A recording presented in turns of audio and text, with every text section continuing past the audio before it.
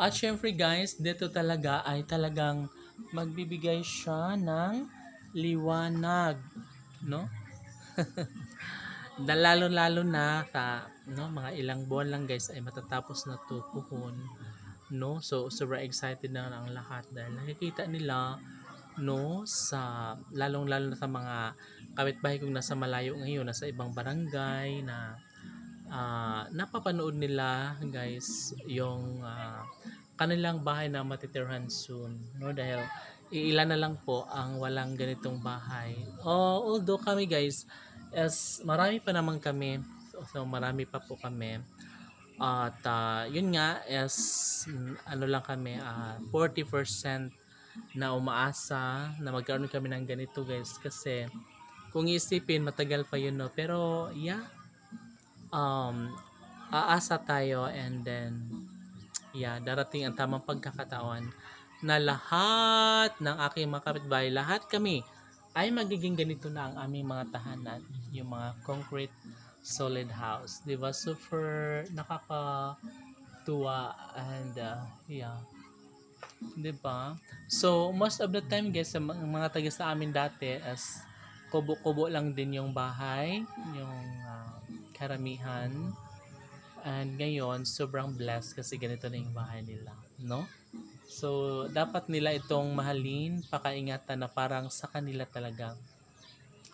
Yung bang galing sa kalang dugot pawis, no, para magkaroon ng ganito, yung dapat ano niya, dapat love and care ang kanilang ipapamalas sa kanilang unit na maibibigay, no, from LGU. Kasi nga, guys, hindi nila ito maabot ang ganito. Charing! Naabot naman lalo na kapag merong pangarap at nagpupursige. Pero syempre guys, syempre rugot pawis mo yun. Magkakaroon ka ng ganito, kailangan mong pagtrabahuhan, pagsisikapan sa mahabang panahon, no?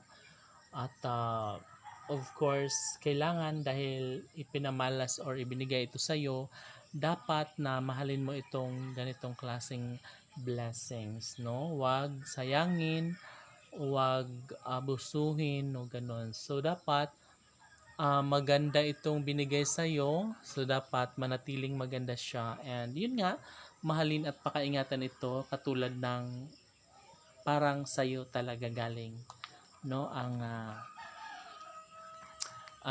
bahay na ito. So ayun, and dapat laging pakatandaan natin na hindi katulad dati guys, no, nung mga kapanahon ng mga 1980s, 90s, yeah, parang 90s, parang deadma pa lang yan before guys, no, kahit na merong malalaking trahedya, mga katulad sa Baguio, Lindol, ay talagang deadma lang dahil hindi siguro hindi nauuso, hindi napapanahon.